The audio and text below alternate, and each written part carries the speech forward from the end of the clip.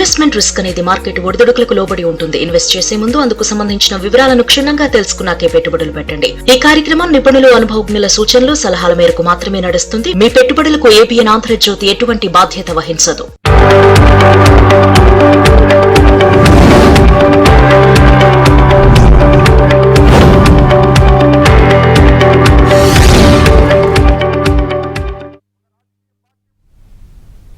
నమస్తే, welcome to ABN business. నేను యామ్ని.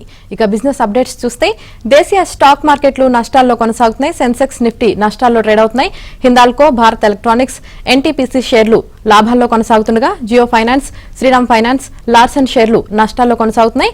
ఇక ఓవరాల్ గా ఈ రోజు మార్కెట్ కి సంబంధించి పూర్తి విశ్లేషణ తెలియజేయడానికి ప్రముఖ బిజినెస్ అనలిస్ట్ శేషు గారు ఉన్నారు. వారితో మాట్లాడటానికి స్క్రీన్ మీద కనిపిస్తున్న నెంబర్ కి కాల్ చేయొచ్చు. ముందుగా మనం వారితో మాట్లాడదాం.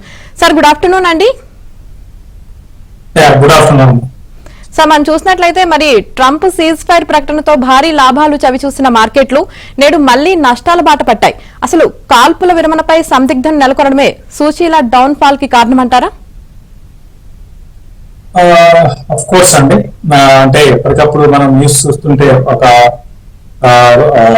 ఎలా ఉన్నాయంటే అయిపోయింది, యుద్ధం ఆగిపోయిందని కొంతసేపు తర్వాత మళ్ళీ అటు ఇరాన్ నుంచో లేకపోతే యూఎస్, మరీ ముఖ్యంగా యూఎస్ నుంచి మళ్ళీ ఏదో ఒక న్యూస్ రావడం ఈ విధంగా చూస్తున్నాము.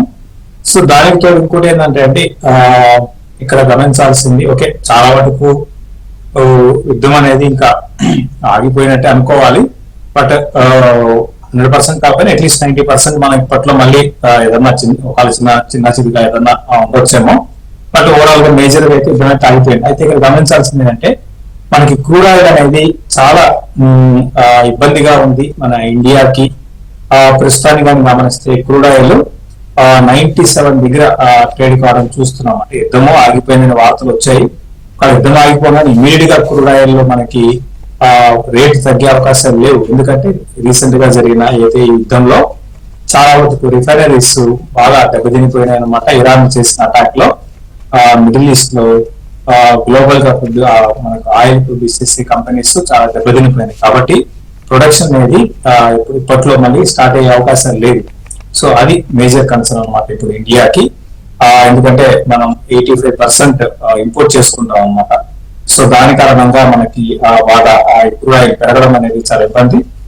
అయినప్పటికీ కూడా ఏంటి అంటే ఫ్యూచర్ లో, అంటే ఈ రోజు అనేది ఫ్యూచర్ లో ఒక నెక్స్ట్ 2 to 3 months లో స్లోగా క్రూడ్ ఆయిల్ అయితే కిందకు వస్తుంది. బట్ ఓవరాల్ గా అయితే అనుకోవడము మార్కెట్స్ ఇదే వోల్టాలిటీ నెక్స్ట్ ఒక కొన్ని రోజులు ఉండే అవకాశాలు ఉన్నాయి. అట్లీస్ట్ ఒక 1 week అట్లా 1 week 10 days ట్రెండ్ మాత్రం ఇదే విధంగా ఉంటుంది.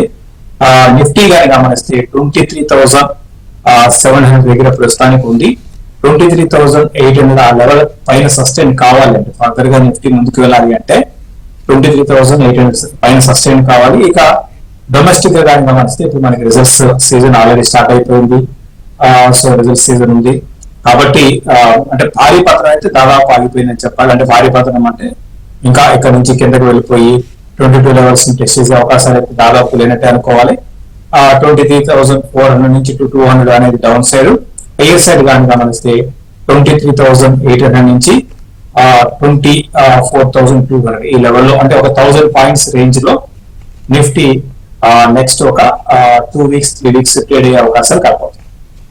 రైట్ సార్, ఒక కాలర్ ఉన్నారు, కాల్ తీసుకుందాం. రాజశేఖర్ గారు కాల్ చేశారు. రాజశేఖర్ గారు, ఏ స్టాక్ గురించి తెలుసుకోవాలనుకుంటున్నారో అడగండి.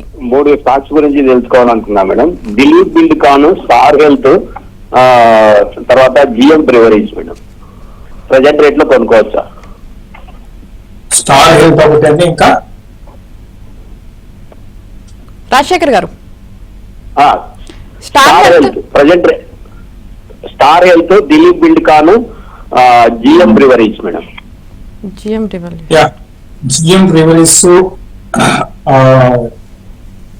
Star health.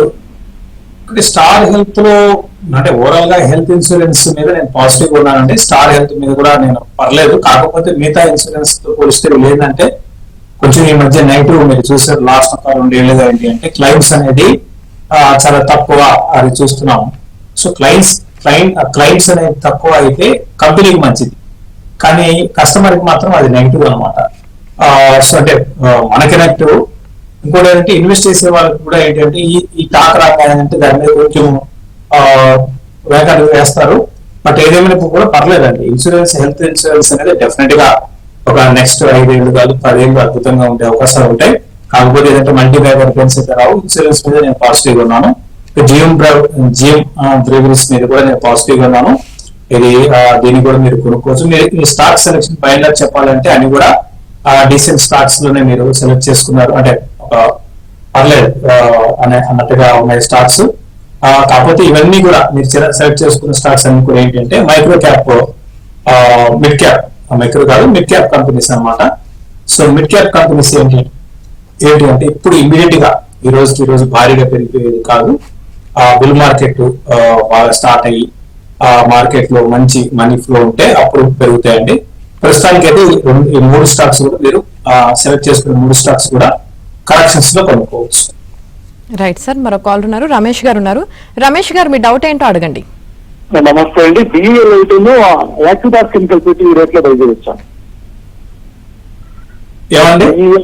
బిఈఎల్ అయితే యాక్టివ్ కెమికల్ పెట్టి ఈ రేట్లో బై చేయొచ్చా? బిఏలు అర్థమైందండి, ఇంకోటి అర్థం కాలేదు. యాక్టివ్ కెమికల్స్ యాక్యుడాక్ కెమికల్స్.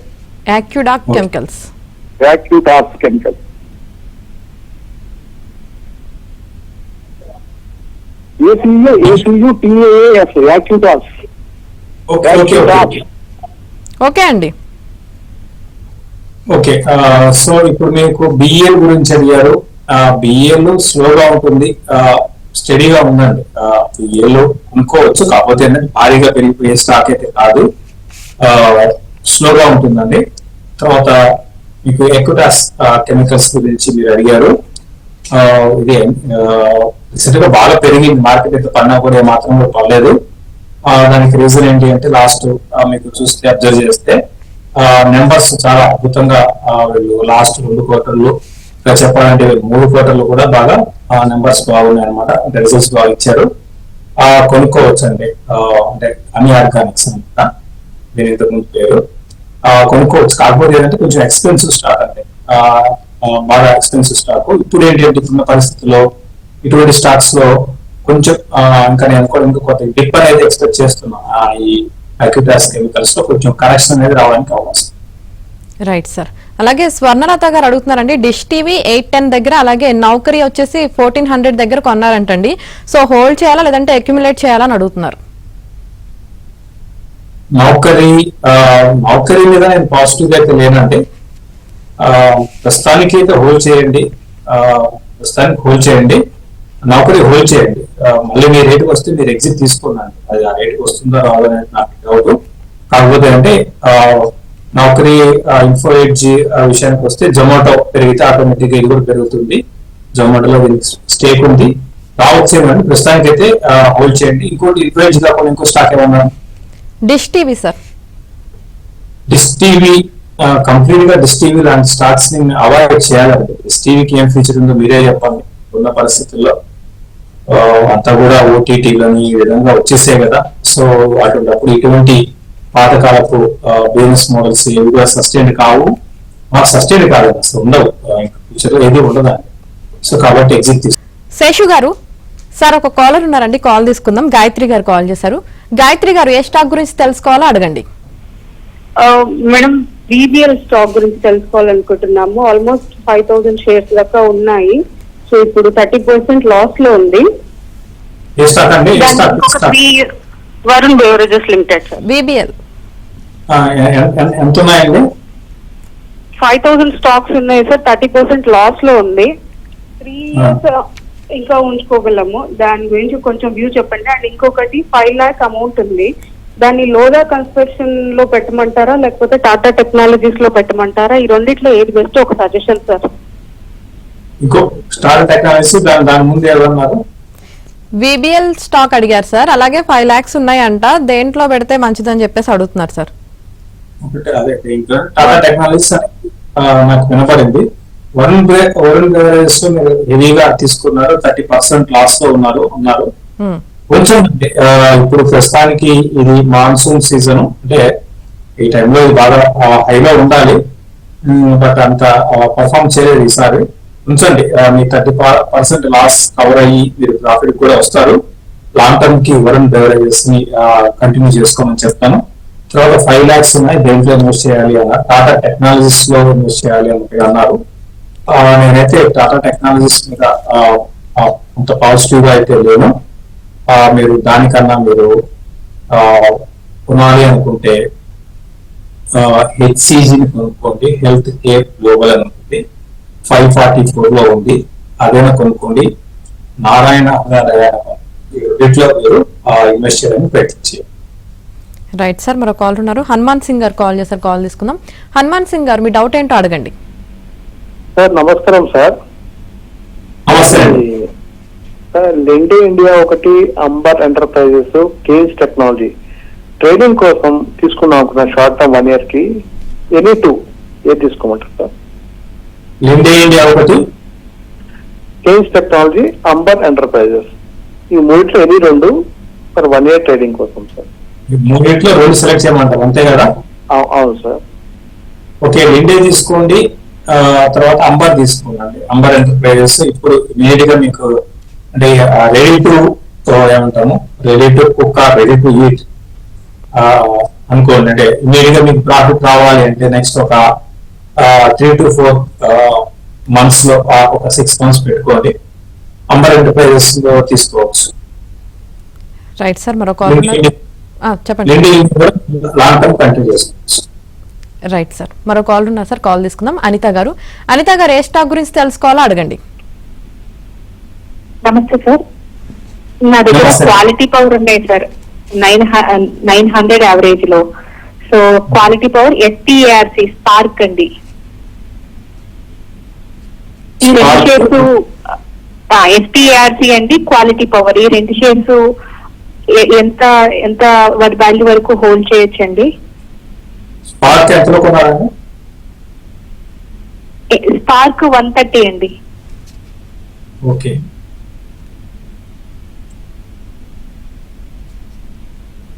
తర్వాత మీకు క్వాలిటీ పవర్ ఉన్నారు కదా, క్వాలిటీ పవర్ కంటిన్యూ చేసుకోవాలంటే స్పార్క్ విషయానికి వస్తే 130 స్పార్క్ లో ప్రాఫిట్ లో ఉన్నారు కదండి. అంతే సరే, స్పార్క్ లో మాత్రం ప్రాఫిట్ బుక్ చేసుకోండి. ఇప్పుడు కొన్ని రోజులు వాటి మీరు ప్రాఫిట్ బుక్ చేసుకోండి. అంటే కొన్ని రోజులు అంటే ఇప్పుడే ఈ రోజు మంచి ర్యాలీ అనేది చూస్తున్నాము కాబట్టి అట్లీస్ట్ ఒక 3 to 4 weeks ఆగి మీరు ప్రాఫిట్ బుక్ చేసుకోండి. క్వాలిటీ పవర్ కూడా మీరు లాంగ్ రన్ లో కంటిన్యూ చేయండి, ఎందుకంటే దగ్గరగా హైకి దగ్గరే ఉంది. స్లోగా ఇది న్యూ హై ఫామ్ చేసే అవకాశాలు ఉన్నాయండి. అంటే 1082 దాటి 1200 rupees దాకా వెళ్ళడానికి అవకాశం ఉంది. ఇది ఎక్స్పెన్సివ్, బట్ అయినా సరే హోల్డ్ చేయొచ్చు. రైట్ సార్, మరో కాల్ ఉన్నారు. శ్రీనివాసులు గారు కాల్ చేశారు. శ్రీనివాసులు గారు, మీ డౌట్ ఏంటో అడగండి. సార్ శేషు సార్ గారికి నమస్కారం అండి. అడగండి సార్. సార్ ఇంటరాక్టిక్ బిల్డింగ్ ఈ టైంలో తీసుకోవచ్చా? అదేవిధంగా మనోరమ ఇండస్ట్రీస్ లాంగ్ టర్మ్ తీసుకోవచ్చా? ఈ రెండింటి గురించి ఫండమెంటల్ గా చెప్పండి. లాంగ్ టర్మ్ కి ఇంటరాక్టివ్ బిల్డింగ్ అంటే ఇప్పుడు మన పెద్ద పెద్ద రేకుల షెడ్స్ అలా వేసి ఇచ్చేది సార్ పెద్ద పెద్ద కంపెనీలకి, ఇది ఈ టైంలో కొనుక్కోవచ్చా? మనోరమ ఇండస్ట్రీస్, ఈ రెండింటి గురించి చెప్పండి సార్. లాంగ్ టర్మ్ ఫండమెంటల్ దాన్ని ఏమంటారు అంటే పిఈడి స్ట్రక్చర్స్ అంటారు. ఓకే, పిఈడి స్ట్రక్చర్స్ లో ఉన్నారు అనమాట. ఓకే, సో ఇంటరాక్టివ్ బిల్డింగ్ గురించి అడిగారు, పిఈడి స్ట్రక్చర్ లో ఉన్నారు. వీళ్ళకి మార్జిన్స్ చాలా తక్కువ ఉంటాయండి. ఓవరాల్ గా గ్రోత్ అయితే బాగుంది. కాకపోతే ఏంటంటే ఇటువంటి కంపెనీస్ లో అంతా కూడా ఏంటి అంటే కన్స్ట్రక్షన్ అండ్ ఇన్ఫ్రాలో ఏంటంటే కొంత రిస్క్ అనేది ఉంటుందండి. అంటే వీళ్ళకి రిసీవబుల్స్ అంటారు. వీళ్ళకి వచ్చే ఒక ప్రాజెక్ట్ వీళ్ళు తీసుకున్నారు అనుకోండి, ప్రాజెక్టు ముందు అగ్రిమెంట్ ఒక 100 కోట్లు 150 కోట్లు అనుకుంటాం ప్రాజెక్ట్ కాస్ట్. సో దాని దగ్గరగా వీళ్ళు అగ్రిమెంట్ చేసుకుంటారు, బిల్డింగ్ కడతారు, కన్స్ట్రక్షన్ చేస్తారు. అయితే వీళ్ళకి ఇవ్వాల్సిన వాళ్ళు బై మిస్టేక్ అంటే డిఫాల్ట్ కావడం ఏదో జరుగుతుంది, వీళ్ళకి వచ్చేవి అయిపోతాయి. అంటే దీని గురించి కాదని చెప్పేది, ఓవరాల్ గా ఇటువంటి రిస్క్లు ఈ కన్స్ట్రక్షన్ కంపెనీలో ఇన్ఫాలో ఉంటాయి. అది ప్రస్తుతానికి దీనికైతే ఇంటరాక్ట్ బిల్డింగ్ సొల్యూషన్స్ అయితే అటువంటి ప్రాబ్లం అయితే లేదు. డెట్ అనేది లేదు, ప్రస్తుతానికి డెట్ దాదాపు లేదు, మీరు కొనుక్కోవచ్చు అండి. రైట్ సార్,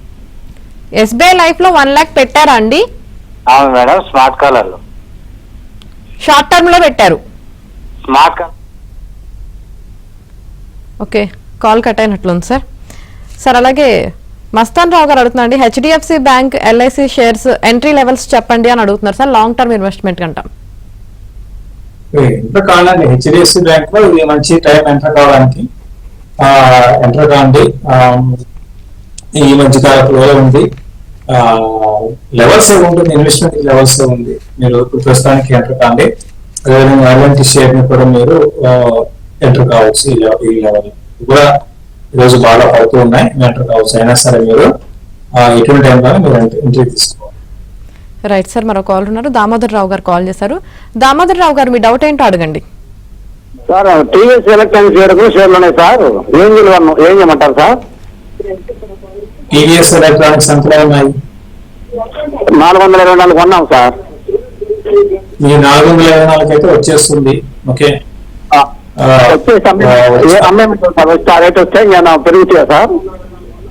ఆ రేటుకి వచ్చినప్పుడు అమ్మేస్తుంది బెటర్, దానికన్నా వేరే స్టాక్ వెళ్ళిపోండి. రైట్ సార్, అమ్మేసుకోండి. ఆ రేట్ అయితే వస్తుంది, ఆ రేట్ దాగిన 420 దాటినాక 440, 450 అట్లా వస్తే ఎగ్జిట్ తీసుకోండి.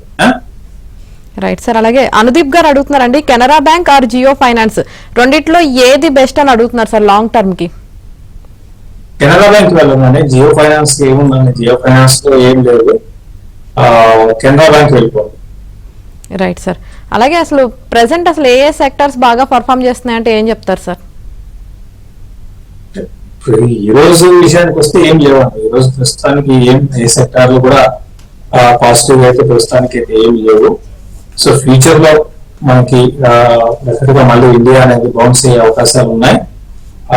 లాంగ్ టర్మ్ లో మన ఇండియాలో మెజారిటీ సెక్టర్స్ అన్ని కూడా ఎకానమీ ముందుకు వెళ్ళే అవకాశాలు ఉంటాయి. కాబట్టి మెజారిటీ సెక్టర్ లైక్ బ్యాంక్స్ కావచ్చు, ఎన్బిఎఫ్సిస్ కావచ్చు, ఇన్ఫ్రా కంపెనీస్ బాగా పడ్డాయి రీసెంట్ గా, అవి కూడా బాగా